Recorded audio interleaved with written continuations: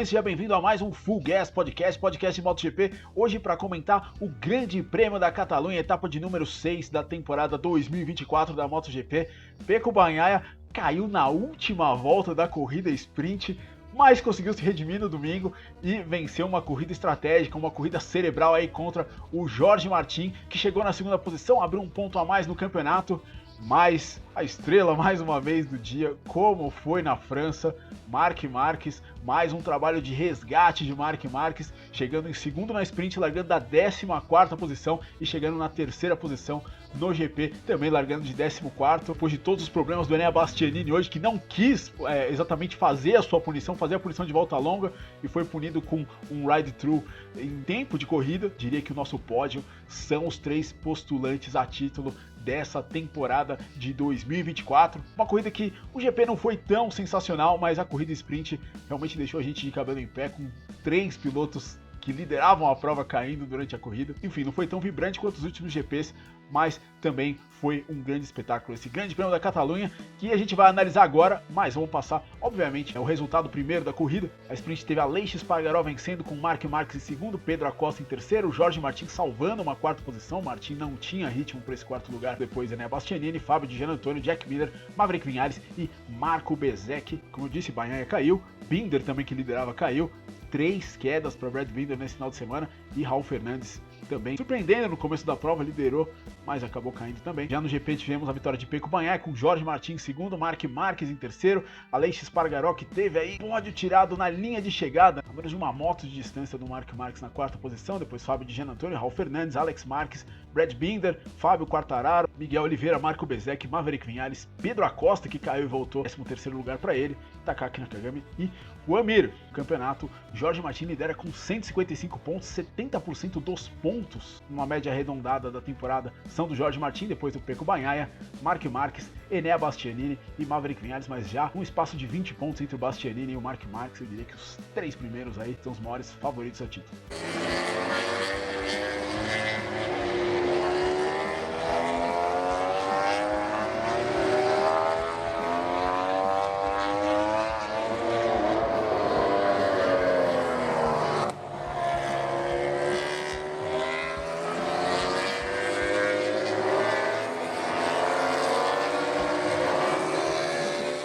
Muito bem, antes de começar a falar da corrida, não se esqueça de se inscrever aqui no canal, não se esqueça de dar like nesse vídeo, que ajuda bastante. Se você curte o conteúdo do Full Gas Podcast, considere fazer os 2, se você ainda não fez, é claro. Mas viu o que falar desse Grande Prêmio da Catalunha. Como eu disse, a corrida sprint foi um pouco melhor do que o GP, a corrida sprint foi dramática ali até o final da corrida, quando o nosso Pecco Bagnaia mais uma vez cometeu um erro, jogando fora 12 pontos, a vitória numa corrida sprint. A corrida sprint para o Pecco Bagnaia realmente está sendo um monstro nesses últimos meses, eu diria, né? Nesse último ano, né? Porque a última corrida que o Bagnaia venceu uma corrida sprint que foi na Áustria, em agosto do ano passado, e ele estava ali a meia volta de conseguir uma vitória na corrida sprint, finalmente derrotar esse monstro, já que o Bagnaia não tinha completado as 2 últimas sprints e não completou as 3 últimas sprints agora, caindo sozinho. Aparentemente ele entrou naquela curva mais lento, mas ele entrou 2 graus mais inclinado do que na volta anterior e ali perdeu a frente. Eu acho que essa corrida, os acidentes que a gente teve na liderança dessa corrida, mais os acidentes que a gente teve durante a corrida da Moto2, foram 10 quedas na corrida da Moto2, assustaram um pouco os pilotos da MotoGP e todos eles correram com um pouco de cautela nesse domingo.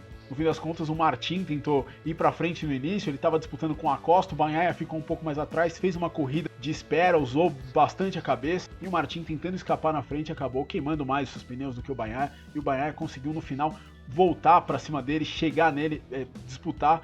E o Martin não teve muita resposta ali pro Pecco e usou a cabeça, chegou na segunda posição, pontos importantíssimos pro Martin no campeonato. Agora, o mais interessante foi onde o lugar que o Pecco Bagnaia escolheu para passar o Jorge Martin foi exatamente na curva 5, onde ele perdeu a frente no sábado, e ele disse que foi de propósito na curva 5, exatamente para derrotar esse fantasma que foi a queda. Inclusive ele passou depois ali na volta de honra, né, da corrida, ele passou dando aquela famosa banana ali para a curva 5, se redimindo. Mas uma coisa importante do Pecco Bagnaia é que ele nunca, em nenhum momento da carreira dele, tinha subido no pódio no Grande Prêmio da Catalunha, nem na Moto3, nem na Moto2, e agora ele sobe com uma vitória na MotoGP, ele que nos 2 últimos anos não tinha passado da segunda curva. O Nakagami tirou ele em 2022, e no ano passado ele sofreu aquele acidente gravíssimo, que na minha opinião devia divide um pouco a performance do Pecco Bagnaia. O Pecco Bagnaia estava dominando a temporada do ano passado, era um piloto rapidíssimo de sprint, e desde então ele tem oscilado um pouquinho mais, na minha opinião, e principalmente nas corridas sprint. Se você tirar as corridas sprint do campeonato, o Pecco Bagnaia é o líder do campeonato com 102 pontos contra 99 do Jorge Martin, e a classificação do campeonato é 155 contra 116. Isso está machucando muito o Pecco. Ele desesperadamente precisa começar a terminar bem as corridas sprint se ele quiser o título dessa temporada. Verdade que o Bagnaia mostra que ele é veloz, mas essas quedas inexplicáveis, ele não estava nem sendo pressionado pela Aleix Espargaró quando ele caiu no sábado. Esse é o grande ponto fraco dele. E o Jorge Martin assumiu que cozinhou demais os pneus no começo da corrida, tentou abrir, não conseguiu, e o Pecco realmente tinha mais ritmo do que ele, mas os dois estavam muito mais rápidos do que o resto. Talvez o Pedro Acosta, que a gente ainda vai falar dele, pudesse participar aí dessa briga pela vitória. Mas enfim, o segundo lugar que não tira o brilho do ano do Jorge Martin, que vem sendo um ano incrível, como eu falei no começo, 70% dos pontos da temporada ele já fez. Enfim, se colocou uma meta de tentar ser mais rápido usando menos o pneu. O fato é que ele teve muita sorte também de a gente ter uma sprint com muitas quedas. Ele chegou na quarta posição, mas ele não tinha ritmo para pensar em lutar por pódio, ao menos por essa quarta posição, se não tivéssemos tido as quedas. Mas vamos falar de Marc Marquez, que escolheu o pneu macio na traseira para esse domingo e geriu a corrida de uma maneira perfeita. Foi mais ou menos a repetição de Le Mans. No sábado ele foi muito agressivo na largada, conseguiu uma grande largada, mas no domingo ele fez ali um início um pouquinho mais conservador e foi passando os pilotos um a um com o pneu macio, que a gente esperava que fosse uma hora desgastar, e não desgastou. O Marc Marquez fez a mágica dele com o pneu e no final tirou do pole position Aleix Espargaró o terceiro lugar. Ele largando de 14º, tirou do pole position o pódio, ou seja, é uma corrida digna de nota do Marc Marquez. Ele falou que essa escolha do pneu macio foi feita quando ele estava saindo para o grid. Ele colocou o médio, não teve uma sensação muito boa, não teve um feeling muito bom, como os pilotos dizem, e depois colocou o macio e foi para seja o que Deus quiser, e deu tudo certo. E ele no fim da corrida também falou que para aprender a conservar melhor os pneus, ele olhou, ele colou da telemetria do Pecco Bagnaia. Enfim, as coletivas aí entre Jorge Martin, Pecco Bagnaia e Marc Marquez tem sido uma grande guerra psicológica. E o Marc Marquez é o piloto que mais joga, eu diria que é o piloto que mais ataca nessa guerra. Mas enfim, o Marquez vem de 2 grandes corridas e, mais importante, uma corrida muito importante, essa de Barcelona, porque é uma pista que ele historicamente não vai bem, como eu já falei muitas vezes aqui. Barcelona não é uma pista que privilegia o estilo de tocada do Marquez. O Marquez é muito agressivo, freia muito dentro, e Barcelona você tem que ser mais limpo, né? É uma pista com curvas muito grandes, e o Marc Marquez nunca deu muito certo em Barcelona. Venceu somente em anos que ele foi muito dominante, 2014 e 2019, mas conseguiu 2 grandes resultados agora. De repente, o Marc Marquez conseguindo entender mais o equilíbrio da moto em ritmo de classificação. Ele falou que a frente tem saído demais em ritmo de classificação, por isso ele não tem conseguido boas classificações. Se ele largar das 2 primeiras filas, eu quero ver o Martin e o Bagnaia tentarem segurar o Marc Marquez, que vai ser bem complicado. O que abre uma trend para o GP da Itália, já que esse GP da Catalunha foi a 92ª vitória da Ducati na MotoGP. A Ducati venceu a corrida número 27 com o Casey Stoner, número 27, venceu a corrida número 63 com o Pecco Bagnaia, exatamente o número 63 ainda na época, venceu a corrida 72 com o Marco Bezzecchi, número 72, venceu a corrida 89 esse ano com o Jorge Martin, exatamente o número 89. Será que minha vitória 93 em Mugello com o 93? Enfim, uma estatística muito interessante. E, cara, chegando na Itália, casa da Ducati, com Martin e Marquez disputando esse lugar aí do lado do Bagnaia para a temporada do ano que vem, esse GP da Itália realmente vai ser sensacional. Mas a batalha do título fica meio que entre esses 3 pilotos, já que o Bastianini fez um final de semana horroroso, né? O Bastianini é impressionante como ele não aparece muitas vezes na corrida. O Bastianini enganou muito bem a gente, eu diria. Acho que já dá para dizer na temporada 2022. A história do esporte motor tem muitos pilotos que andam bem em equipes médias e quando vão para um time forte acabam não conseguindo. Talvez esse seja o caso do Bastianini, e que, para piorar, passou ali, cortou caminho na curva 2, não cumpriu a sua long lap penalty, não cumpriu a long lap penalty dupla que deram para ele, e também não cumpriu o ride through que deram para ele. Ou seja, ele chegou na 9ª posição, mas recuou no resultado para 18º depois da punição.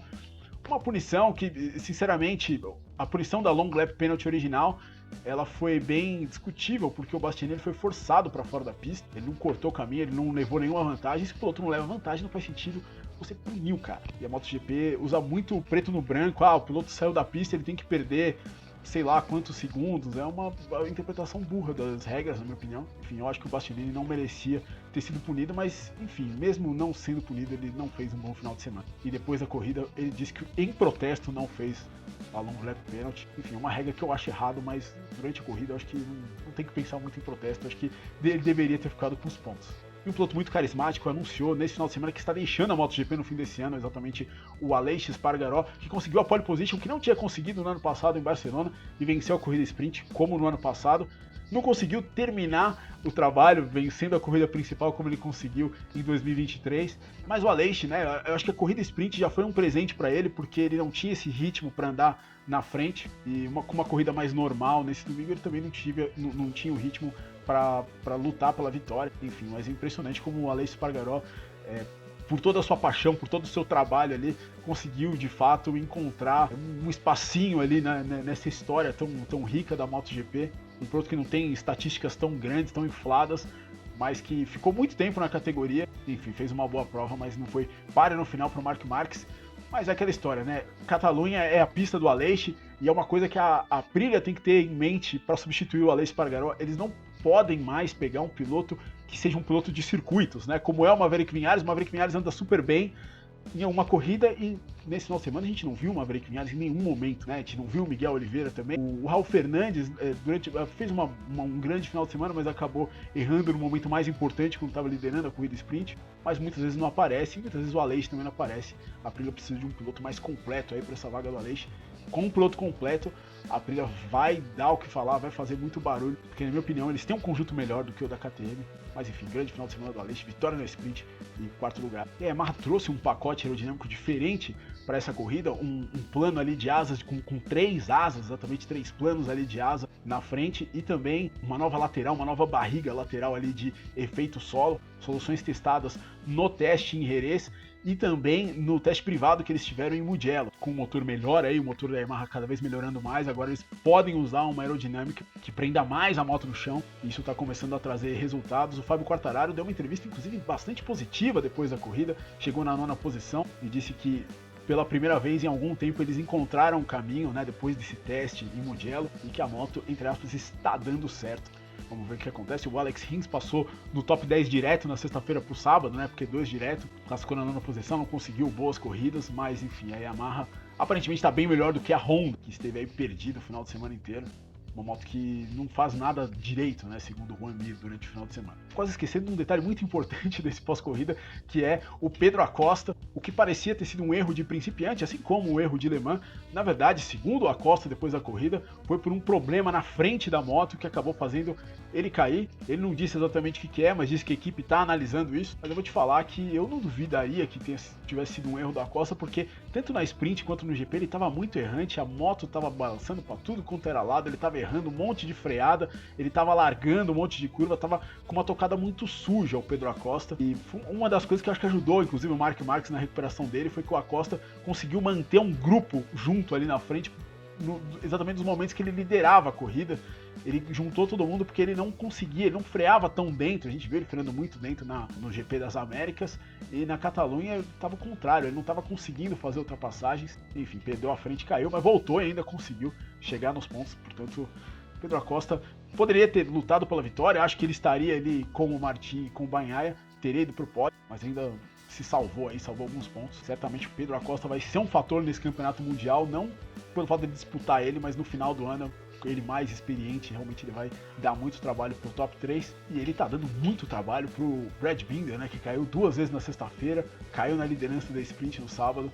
Ele realmente vai sentindo aí essa pressão do Pedro Acosta, chegou muito atrás quer dizer, chegaria muito atrás do Acosta, né? Ele não teve o mesmo ritmo do Acosta durante a corrida, queimou os pneus rapidinho na corrida, ele foi recuando. Enfim, um cara que tem que realmente melhorar o jogo aí, assim como o Jack Miller, que mais uma vez caiu, né? O Jack Miller, não tem muito o que dizer, né? Tirou um pedaço da asa do Marc Marques, né? Eu acabei nem falando disso durante a corrida sprint. Enfim, isso é a única coisa digna de nota do Jack Miller desse final de semana. Vamos falar das outras categorias. Moto 2, Grande vitória de Ai Ogura, uma dobradinha, segunda dobradinha seguida da MT Helmets e MSI nessa temporada. O Ogura não vencia 27 GPs nem desde o Grande Prêmio do Japão de 2022, quando ele ainda disputava o título com Augusto Fernandes. Enfim, foi uma corrida muito inteligente essa corrida da Moto2 do Ogura, e eu acho que isso meio que deu o tom para os pilotos da MotoGP, porque todos os coelhos no início da corrida, o Fermin Aldeguer, que enfim caiu de maneira bizarra, fazendo a long lap penalty depois de passar 10 vezes dos limites de pista, Aron Canet, enfim, outros pilotos que andaram muito rápido no começo, Alonso Lopes,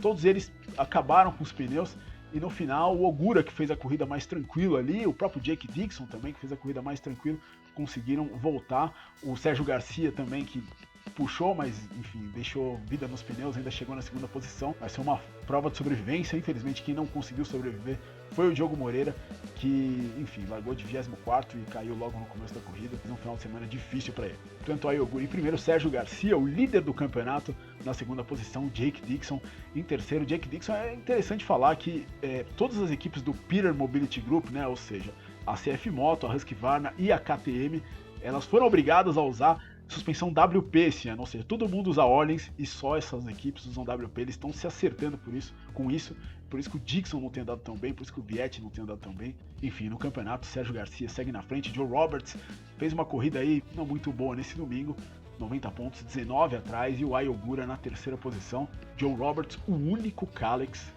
no top 5 do campeonato, incrível isso, como a Bosco Escuro vestiu legal esses pneus Pirelli. Falar da Moto 3, não tem muito o que falar da Moto 3, na verdade, o Davi Alonso mostrou o que ele é, o melhor piloto dessa geração de pilotos da Moto 3. No final da corrida, o Ortolá tentou ir atrás dele, tentou pegar vácuo, mas o Alonso, ele já é muito bom em brigas de última volta, mas dessa vez ele era, além de muito bom, ele muito rápido, ninguém conseguiu pegar ele, e ele com essa vitória assume a liderança do campeonato. Eu acho que agora ele vai nadar de braçada. Eu não vejo o Daniel Gado tecnicamente tão bom quanto ele. Eu, se fosse para apostar, apostaria fortemente no título de Davi Alonso. Portanto, o colombiano Davi Alonso vencendo pela segunda vez seguida o Grande Prêmio da Catalunha, Ivan Ortolá e José Antônio Rueda, que chegou na terceira posição, passando o Colin Vair no final e com uma dupla long lap penalty. Boa corrida do Rueda. No campeonato, Davi Alonso, 14 pontos na frente de Daniel Gado, Colin Vair é o terceiro. Vamos falar da Moto E também, que tivemos nesse final de semana mais uma vez a Moto E. O Eric Granado largou na pole position, chegou em segundo na primeira corrida, teve a possibilidade de vencer, foi surpreendido pelo Oscar Gutierrez, que venceu sua primeira corrida. Entretanto, estava tudo parecendo bom, seria um bom final de semana para o Eric, mas infelizmente ele caiu na segunda corrida e aí zera mais uma vez no campeonato.